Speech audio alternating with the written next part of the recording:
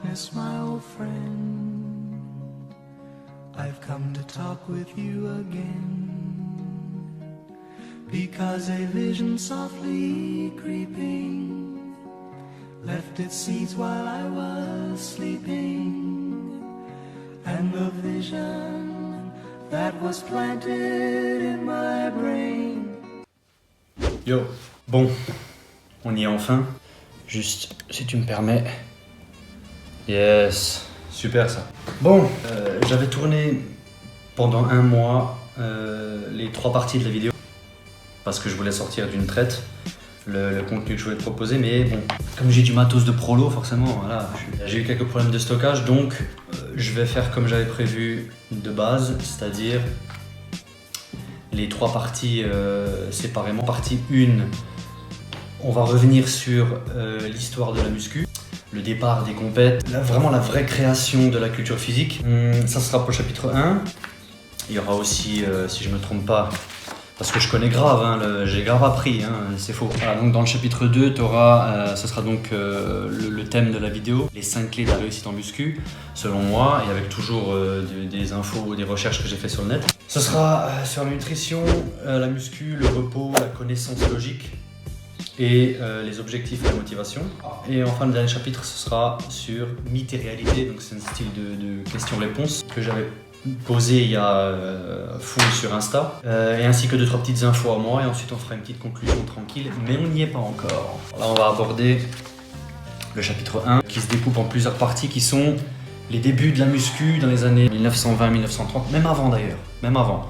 On va parler un petit peu de la création, des premières compètes, tout ça. Une petite description, ensuite on va arriver sur la Golden Era. Tous ceux qui se lancent dans le body, je pense, ont entendu parler d'Arnold Schwarzenegger et des années 70. Donc l'âge d'or un peu du bodybuilding, on y reviendra, t'inquiète pas. Avec l'arrivée des frères Weider, tout ça, Arnold, voilà, comme je te disais. Et ce chapitre-là, celui d'aujourd'hui, va se finir sur un Hall of Fame des Mister Olympia. Alors Mister Olympia des catégories Open Bodybuilding, hein, parce que tu as plusieurs catés maintenant, ça a changé depuis quelques années. Tu as Men's Physique, ma catégorie à moi, Classique Physique, celle qui est au-dessus, celle qui est old school, tu vois, qui est vraiment à l'ancienne. Et les lourds, les poids lourds, Open. Alors entre, tu as les 212, tu as aussi les nanas, bikini, tout ça, machin. Mais bon, c'est pas le sujet. Donc voilà pour ce chapitre 1. J'espère que j'ai été clair. Si j'ai pas été clair, j'ai failli te faire une vanne en te disant que si je suis pas clair, je suis sombre.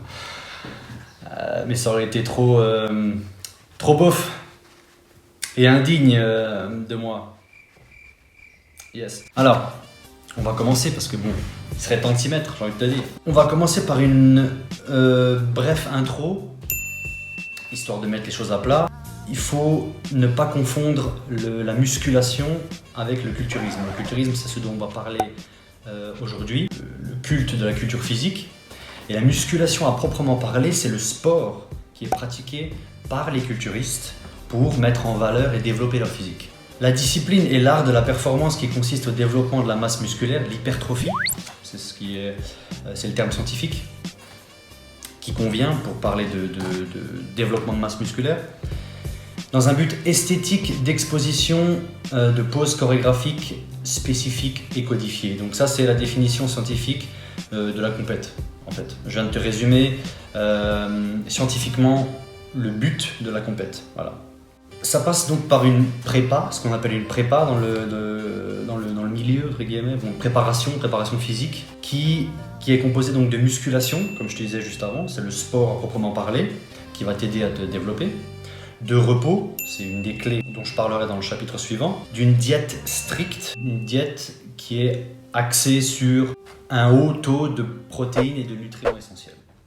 On va pas rentrer dans le sujet parce que j'y viendrai plus tard. Très en détail, je précise très en détail, mais on n'y est pas encore. Donc voilà, diète, base de la diète, micronutriments, macronutriments, glucides, lipides, vitamines et minéraux, c'est la base, mais j'y reviendrai plus tard. Le but de la compète est donc de défiler devant un jury qui évalue la masse musculaire, la définition, donc la condition, tu vois, niveau de sèche, vascularité, qualité de la peau. L'harmonie, la symétrie en fonction des classes. Les classes, je t'en parlais avant, men's physique, classique, 212 open, tout ça. Donc voilà, sur un posing noté, j'ai marqué entre parenthèses la pesée, mais il faut savoir que la pesée, elle n'est pas obligatoire pour toutes les KT. Moi, je sais que bon, après, je pense que ça dépend du pays et peut-être même voir de l'importance de la compète, tu vois. Parce que si je dis pas de conneries, les men's physiques sont pesés aussi aux États-Unis. Nous, en tout cas, pour le top de Colmar, on n'a pas été pesé en men's physique. Donc, je pense pas dire de conneries en disant que la pesée n'est pas obligatoire en fonction des circonstances. Et donc, comme je te disais plus haut, ne pas confondre culturisme et musculation, puisque la musculation, c'est le sport pratiqué par le culturiste afin d'atteindre ses objectifs physiques. Muscu qui peut être pratiqué d'ailleurs dans d'autres sports. C'est ça que je voulais te dire avant. Les tennisman, par exemple, pratiquent la muscu pour l'équilibre. Tu vois, parce qu'ils ont tendance toujours à avoir soit droitier, soit gaucher, un côté plus développé que l'autre. Donc la muscu aide à répartir, tu vois, la masse musculaire afin d'être pas difforme en fait, tout simplement.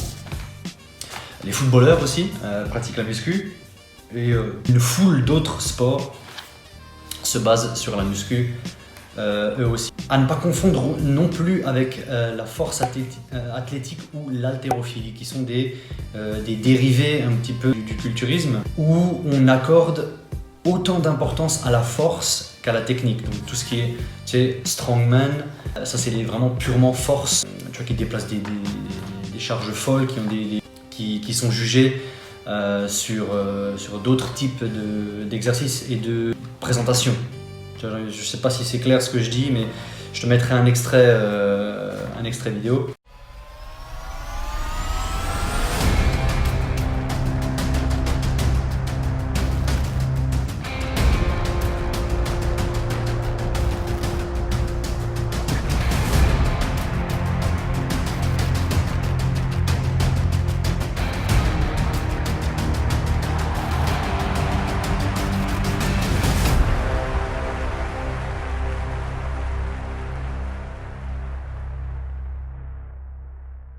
Le culturisme, quant à lui, purement celui des compètes, prime sur le côté esthétique du process. Donc proportion, harmonie physique, équilibre musculaire, visuel et fonctionnel. Ça c'est très important parce qu'on entend beaucoup, c'est que de la gonflette, tout ça. Non, c'est fonctionnel aussi. C'est fonctionnel. Un véritable athlète, c'est pas juste pour le paraître, c'est pas juste du volume musculaire. C'est pas le but. Quand tu es un vrai athlète, tu es un sportif à 100%. Et tu cherches aussi à bénéficier des bienfaits que peut t'apporter ce sport. Voilà. Bon, l'intro, j'avais dit qu'elle serait rapide, forcément, en me connaissant, elle dure 3 heures. On va enchaîner tout de suite avec le début de cette chronique. Et on peut démarrer tranquillement dans les années 1890-1900 avec un mec qui s'appelait Eugène Sandow. Son surnom c'était The Father of Bodybuilding, le père du bodybuilding. Il est né le 2 avril 1867 et il est mort le 14 octobre 1925 à Königsberg. C'est une petite ville russe qui est à l'heure actuelle appelée Kaliningrad. Son vrai nom c'est Friedrich Wilhelm Müller. Je lis en même temps, hein. Bon, tu t'en doutes. Hein. Super ça. Son vrai nom c'est Friedrich Wilhelm Müller, donc il a vécu son enfance en Italie avec son père. Il était pris très jeune d'admiration pour les statues romaines des gladiateurs, les héros mythologiques comme Héraclès, la mythologie grecque créée par Homère, qui représentait pour lui un symbole de masculinité et d'idéal de développement musculaire. Tu vois, pour lui c'était le physique parfait, c'était la Grèce antique et Rome. À 19 ans, il a commencé les spectacles de démonstration de force, et c'est dans les cirques de ces époques-là qu'on commençait à émerger un petit peu les démonstrations de force des strongmen. Tu vois, c'était assez courant à l'époque. Il a fait ses débuts à l'Expo universelle de Chicago en 1893, et il faisait des démos de force courantes comme c'était de coutume à l'époque. Référence au cirque dont je te parlais il y a 5 minutes. Mais Sandow a été le premier à apporter un soin tout particulier à l'esthétisme. Pour lui, il n'y avait pas que les épreuves de force qui comptaient, il fallait vraiment que le physique soit harmonieux, beau à regarder, que ce soit vraiment esthétique. Tu vois. C'est vraiment on peut considérer ça comme le début du bodybuilding. Tu vois, bodybuilding, ça veut dire quoi? C'est construction physique, construction du corps. On construit un physique, on le crée, comme on créerait une statue, comme on taillerait dans la pierre, tu vois. Donc se dissociant de la simple force de foire, tu vois, présente dans les cirques, privilégiant une approche novatrice de l'entraînement. Il utilisait comme matériel des appareillages à lanière en caoutchouc élastique. Bon, c'était vraiment la base, tu vois, les débuts, mais il révolutionnait déjà le truc. Donc ces appareils élastiques-là ont été renommés par la suite Sando dans la langue française. Donc il est mort à Londres le 14 octobre 1925 à 58 ans. Et par la suite, certains premiers grands athlètes français s'inspirent des travaux de Georges Hébert, un officier de la marine, qui faisait de l'observation des activités courantes des indigènes et des marins pendant ces activités militaires. Et il en a pondu des conclusions sur l'entretien physique militaire mis en œuvre dès 1904. Donc les premiers ouvrages qui traitaient de cet entretien physique datent, comme je te disais, début des années 1900. Il était lui aussi, ce mec-là, Georges Hébert, il était inspiré par les travaux d'un de ses contemporains, le docteur Paul Carton, qui avait à peu près le même genre de réflexion que lui sur le sujet. Donc, tu sais, c'est deux courants de pensée pour une même science, tu vois, un petit peu comme Tesla et Edison. Alors Tesla, pas Tesla. Super. Tesla, hein. Nikola Tesla. Coucou. T'inquiète pas. Alors, on va se reconcentrer parce qu'on se disperse déjà là. Les premiers athlètes français dont je te parlais, donc c'est Georges Hackenschmidt, Edmond Debonnet ou encore Earl Liederman. Donc Earl Liederman, lui, il est intéressant parce que c'est l'auteur d'un traité sur le culturisme qui est sorti en 1924 qui s'appelle Muscle Building. Donc, ce bouquin sur le culturisme, c'est le vrai premier livre qui parle de culture physique, 1924. Ensuite, on va passer de 1924, on va faire un bond directement en 1936 avec l'arrivée du très célèbre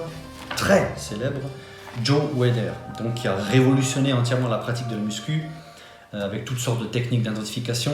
Alors, qui est Joe Weider? Pour ceux qui ne le savent pas, ceux qui ne sont pas dans le milieu, Joseph Edwin Weider était un culturiste et un entrepreneur canadien qui est né le 29 novembre 1919 à Montréal au Québec et qui est mort le 23 mars 2013 à Los Angeles. Il est notamment le fondateur de la IFBB, Fédération Internationale de Bodybuilding et de Fitness, avec son frère Ben Weider. Il est le créateur des compétitions Mister Olympia, Mrs Olympia, qui à l'heure actuelle, si je ne dis pas de bêtises, a été supprimée par la fédération, si je crois bien. C'est comme les Open Bodybuilding Mec, mais pour les femmes. Donc, d'après ce, je crois que j'avais vu ça dans le Génération Iron, là, je crois que ça a été supprimé, si je dis pas de bêtises. Ces compétitions-là, à la base, elles ont été initiées par un mec qui s'appelait George Snyder.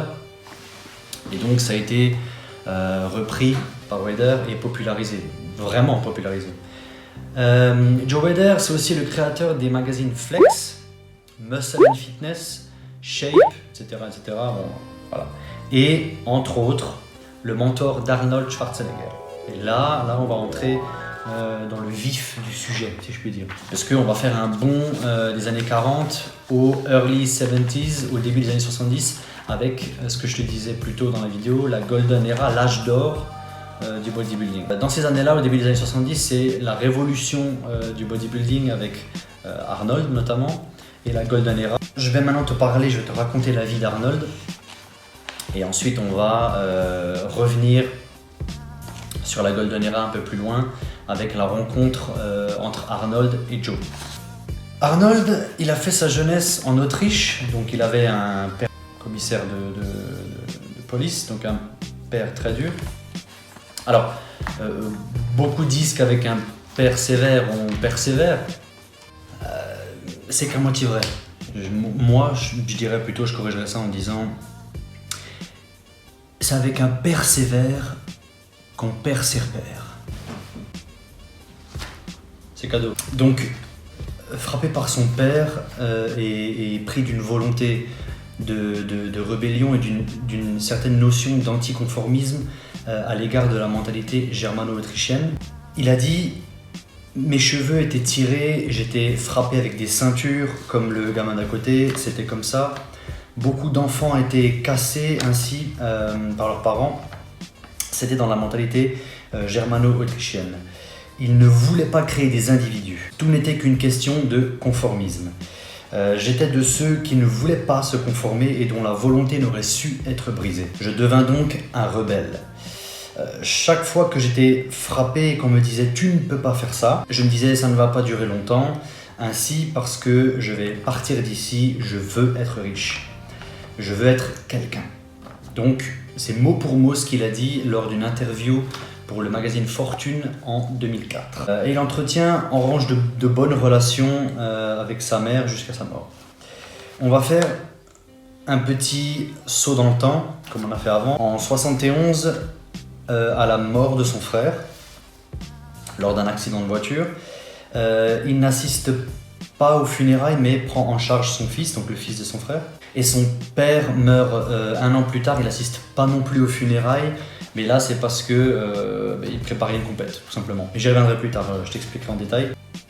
Petit saut dans le passé, 1953, à l'âge de 6 ans, il rêvait déjà de devenir champion après l'inauguration d'une piscine à Graz par l'ancien champion olympique Johnny Weissmuller.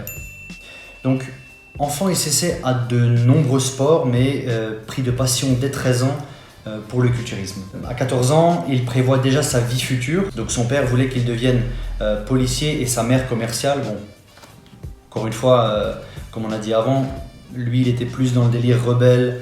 Je veux faire ce que je veux partir, créer une carrière aux États-Unis et devenir riche grâce à ça.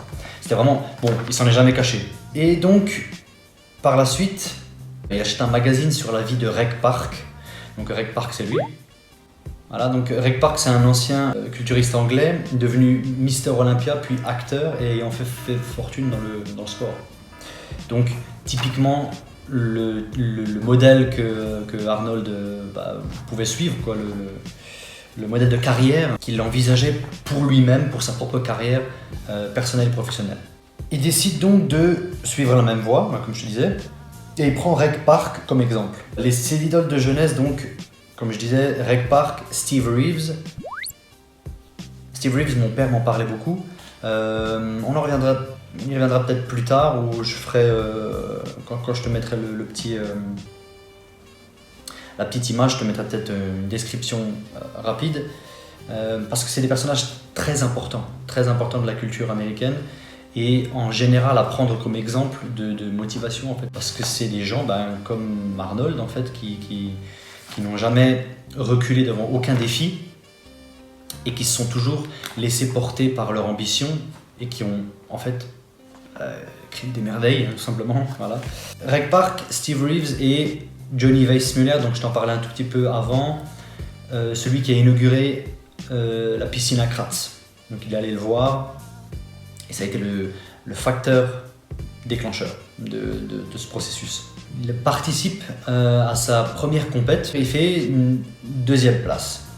2 ans plus tard, en 65, victoire du championnat autrichien junior et rencontre avec qui, Lulu?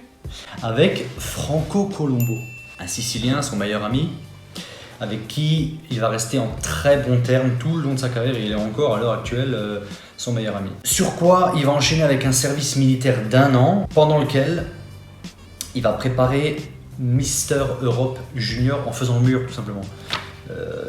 C'est là que tu vois où son côté rebelle l'amène, c'est que même pendant son service militaire, il dégage du camp, en fait, il sort du camp puis il va préparer sa compète. Ça lui vaut quand même une semaine de prison militaire, bon, ça, c'est un piètre détail. 1 an plus tard, Mister Europe, et 1 semaine plus tard, titre de l'homme le mieux bâti d'Europe. Alors ça fait référence à son surnom, le chêne autrichien. J'y viendrai un tout petit peu plus tard. Dans la foulée, il quitte sa ville natale, Thal, et il prend le départ pour Munich, où il va à terme obtenir la gérance du Putzinger Gym. Donc c'est une salle de sport. C'est notamment dans cette salle-là qu'il a entamé sa révolution entre guillemets du bodybuilding avec une invention de la plupart des exercices de muscu qui lui sont attribués. C'est vraiment là qu'il a pu s'épanouir et vraiment créer son art. Alors, pour ceux qui débarquent, l'art, qu'est-ce que c'est? L'art, c'est ça.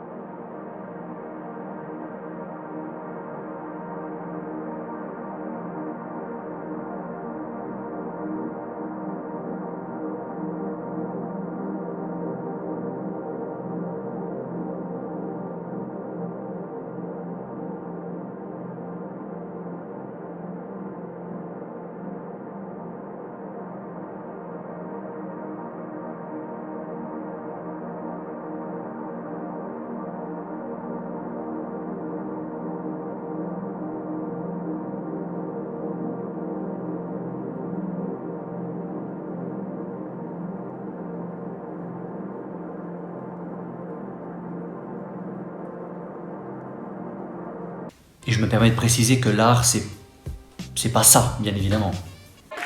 C'est pas possible. Ah, il va doubler de volume. Qu'est-ce qu'il y a? Ah, il va doubler de volume. Pour une fois qu'il y a une chose qui double de volume chez vous. 250. 250, les 250 bits que vous avez pris dans une émission hier. Ah, bide. Bide. Bah oui. On a pas Une angoisse.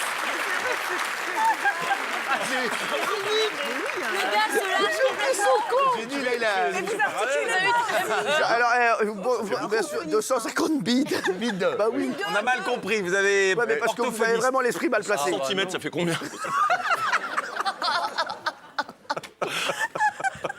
Yes, bref, on reprend. Suite au Putzinger, à la prise de gérance du Putzinger Gym, il y a le départ pour Londres avec la participation à Mister Univers, où il acquit le surnom donc, de chêne autrichien. Voilà, ça s'est passé à ce moment-là.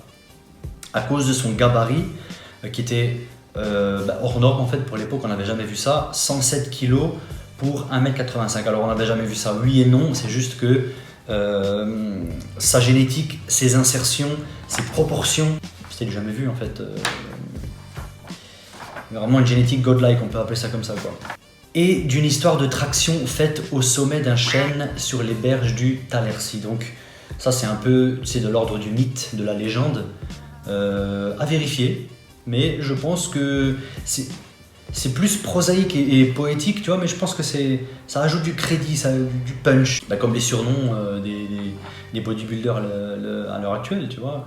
Des mecs comme Nicolas Vulliou, Quadzilla, ou Swiss Pocket Knife, je crois que c'est ça, son nom. Ou même le surnom de Rodrigue, Thundercat, tu vois. Stanimal, tu vois. Ça se fait beaucoup. Et donc, voilà, pour lui, c'était assez... approprié, on va dire. Parce que tu avais toute une légende, ils ont pu raconter une histoire derrière, tu vois, cette histoire de traction. Il termine donc à Mister Univers, là, deuxième derrière Chester Yorton. J'ai toujours du mal avec ce nom, je sais pas pourquoi. Ça me fait penser à Chester Bennington. Strictement, mais alors, rien à voir. RIP d'ailleurs. Le titre de Mister Univers était mon ticket, voilà. Donc ça, il l'a dit suite à sa deuxième place. Le titre de Mister Univers était mon ticket pour l'Amérique, la terre des opportunités où je pourrais devenir une star et un homme riche. Donc, comme je te disais précédemment, il s'en est jamais caché. Il s'en est jamais caché. Il n'en faisait pas du tout un tabou. Tu vois, il a prédit très tôt ce qu'il allait faire et qui il allait devenir, et il est devenu. Ça et bien plus encore, gouverneur de Californie, etc. Acteur de renom. Donc, Comme quoi, dans la vie, les amis, vous avez une passion, un rêve, que vous avez envie de sortir des carcans de la société. Allez-y, en fait, foncez. Petit bond en avant en 1967, avec le rachat du Putzinger Gym. Voilà. Je voulais en parler avant, mais je n'étais pas sûr que ça s'était déjà passé. Et effectivement, quelques années plus tard, donc en 67, il rachète le Putzinger Gym. Et c'est là qu'il commence à instaurer un type d'entraînement différent, avec l'invention d'une foule d'exercices qui lui sont propres et attribués. Suite à ça, seconde participation au Mister Univers amateur à Londres, où il décroche la première place et devient de surcroît le plus jeune Mister Univers de l'histoire à l'âge de seulement 20 putains d'années. L'année qui suit, en 68, victoire au Stone Lifting Contest à Munich et remporte surtout le premier titre pro-européen de Mister Univers NABBA. Encore une fois, ceux qui sont dans le milieu connaissent NABBA. National Amateur Bodybuilding Association. Et c'est dans les coulisses de ce Mister Univers NABBA qui rencontre donc Joe Weider, je t'en parlais plus tôt. Et avec cette rencontre émerge donc pour lui vraiment la concrétisation, le début de quelque chose de concret dans lequel il pourrait s'investir afin de réaliser son rêve. C'est ni plus ni moins que la proposition, l'invitation par Joe de venir aux US pour participer aux compétitions sur place. Voilà. Donc Joe a fait le lien pour Arnold vers les US. Septembre 1968, à 21 ans, installation aux States. Là on rigole pas, on perd pas de temps, un an plus tard. Bon. Installation aux States avec très peu d'argent et un anglais approximatif. D'ailleurs, je crois qu'il a toujours à l'heure actuelle un accent, il a toujours son petit accent qui lui est bien propre. Surpris, alors oui, là, il débarque et il est surpris par le niveau américain. Tu vois, et il arrive deuxième derrière Frank Zane à Mister Univers USA. Frank Zane.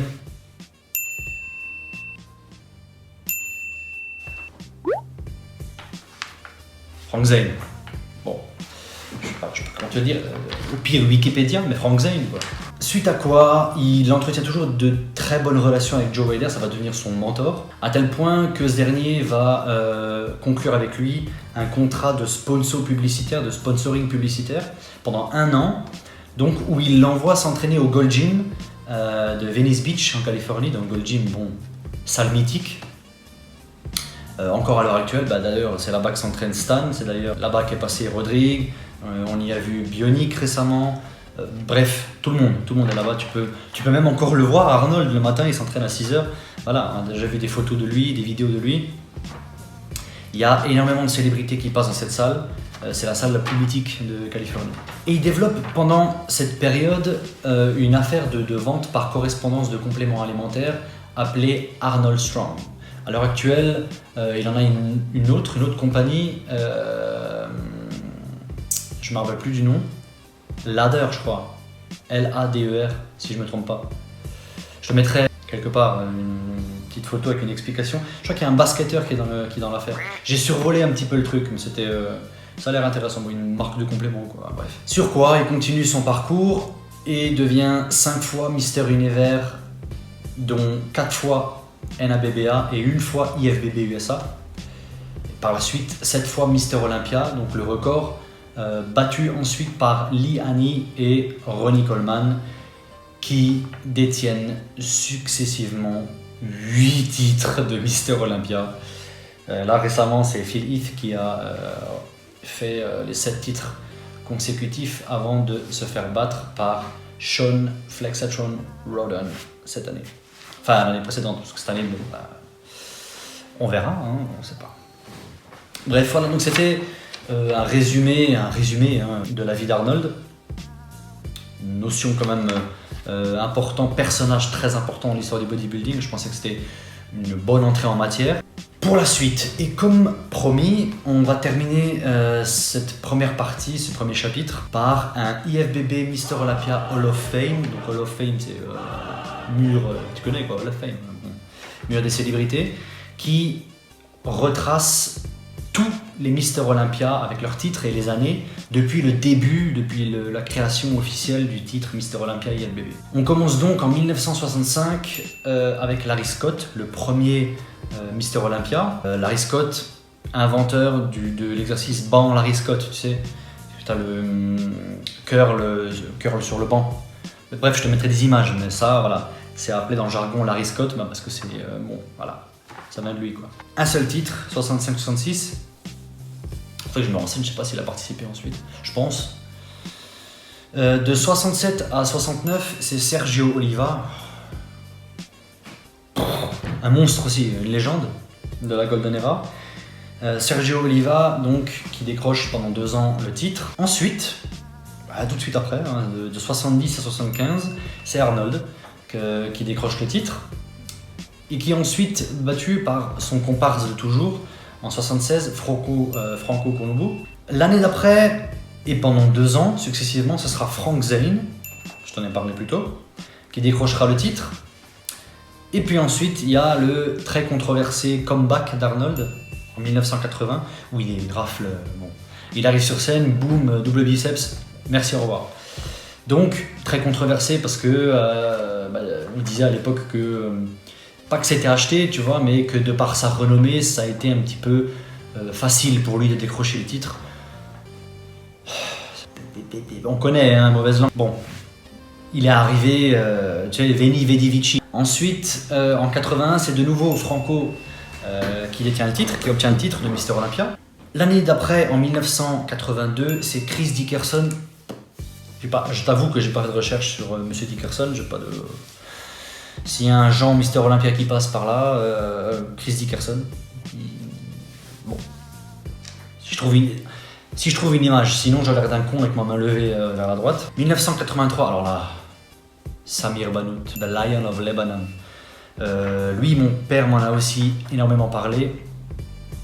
Il le décrivait comme un artiste, comme un génie. Le posing, le physique, les proportions, bref, ça résume le type. Je t'incite vivement, si tu t'intéresses à tout ça, à aller suivre sur Instagram Monsieur Banout, qui est encore actif, très actif à l'heure actuelle, et à te renseigner un petit peu sur son histoire. 1984, donc il est battu, jusqu'en 1991 par Lee Haney, c'est le premier détenteur des 8 titres consécutifs Mister Olympia, un monstre. Mais monstre esthétique, je trouve. Bien rond, tu vois, pas aussi outstanding que Ronnie Coleman, tu vois. Bon, moi, petite préférence quand même pour le physique de Lee Haney. Après, c'est question de goût. Coleman, c'était bon, c'est indiscutable. Coleman, c'est Coleman. Voilà. En 92, l'année de ma naissance, Lee Haney est battu par Dorian Yates jusqu'en 1997. Dorian Yates, très connu pour son dos, en fait. Inventeur du rowing Yates, enfin inventeur, bon, c'était sa petite patte, sa signature. Rowing Yates, c'est quoi? C'est comme le rowing, prise pronation, mais avec une prise supination, donc comme ça, tu vois. Grand fan de cet exo. 98, Yates est battu jusqu'en 2005 par Ronnie Coleman, on en parlait avant. Monstre. Le plus lourd Mister Olympia, si je me trompe pas, jusqu'ici. Je sais pas d'ailleurs s'il a été battu, peut-être par... bon, il n'a pas été Mister Olympia, mais Kay Green, peut-être qui est plus lourd. Je sais pas, j'ai pas plus d'infos que ça, mais bon, un bœuf. Et ensuite, en 2006, Ronnie Coleman est battu par celui par lequel j'ai découvert les Mister Olympia et qui pour moi reste le physique le plus beau des Mister Olympia. C'est plus la Golden Era, c'est l'ère des années 2000, tu vois. Mais en fait, j'ai été subjugué par ce mec. C'est lui qui m'a vraiment véhiculé cette passion du bodybuilding, tu vois. Même si, avec le temps, je me suis développé d'intérêt plus pour le men's physique et classique physique. Le bodybuilding, c'est vraiment... Enfin... Bref, Jay Cutler. Quand j'ai vu cette photo de Jay, j'en perds mes mots, en fait, tout simplement. En fait, j'ai vu cette photo, je me suis dit, putain, mais c'est ça que je veux faire. Tu vois, je vais pas devenir aussi gros, mais c'est ça que je veux faire. Regarde-moi cette ligne abdominale. Regarde-moi cette sangle abdominale. Bref. Cutler, 2006-2007, donc 1 an. Il est battu en 2008 par Dexter Jackson. Donc, je fais une petite parenthèse. J'ai vu beaucoup se tromper, mettre des photos avec lui. Il y a un gars qui s'entraînait à ma salle qui avait posté une photo lors d'un salon avec Dexter. Il avait marqué en légende photo avec la légende Dexter Jackson 8 fois Mister Olympia. Non, parce que sur Instagram, Dexter a Mister Olympia 08, mais c'est pas 8 fois, c'est 2008. Bref, Dexter Jackson, bon, j'aime bien. En 2009, il est battu à nouveau par Jay Cutler qui décroche pour l'année le titre 2009-2010, Jay Cutler. En 2011, Team The Gift, tu le vois arriver, en 2011, Phil The Gift Heath. The Gift, ça veut dire quoi en anglais? Le cadeau.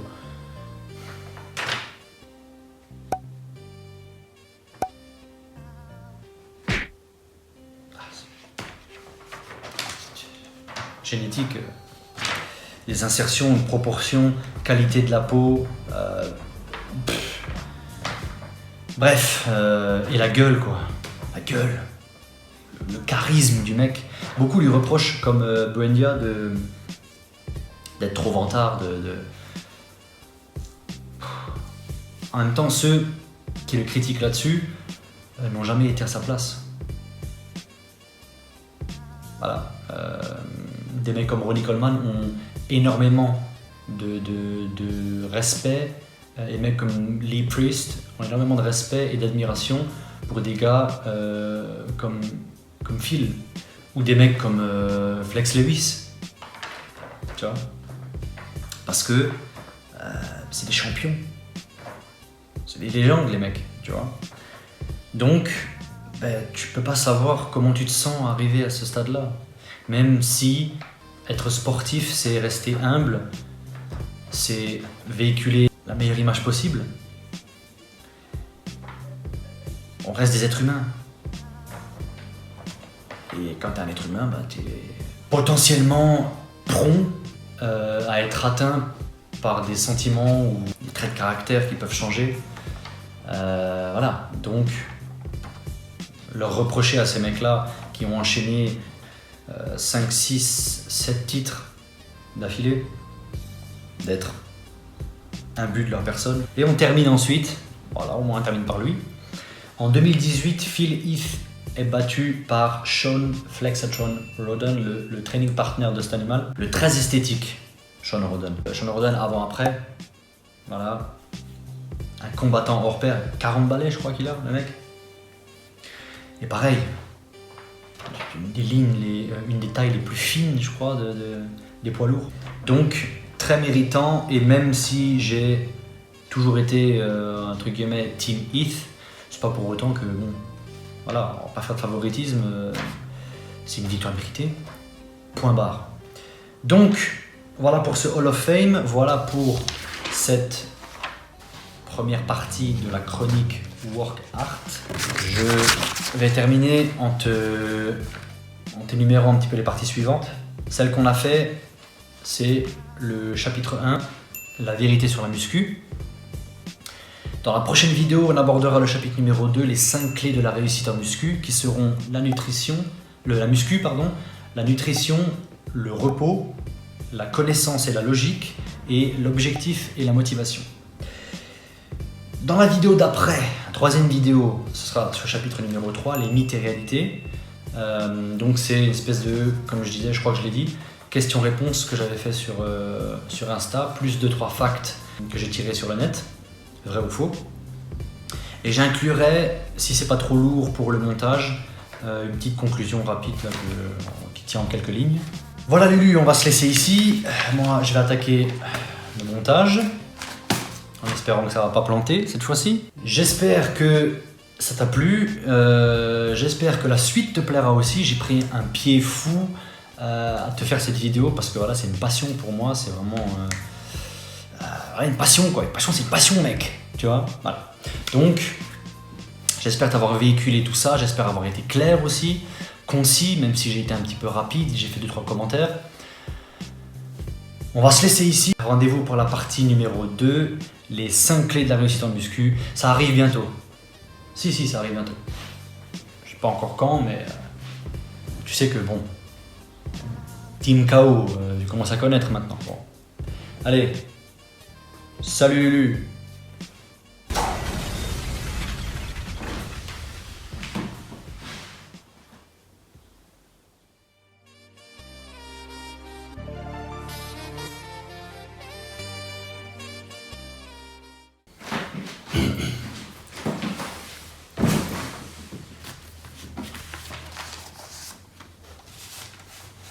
Salut. De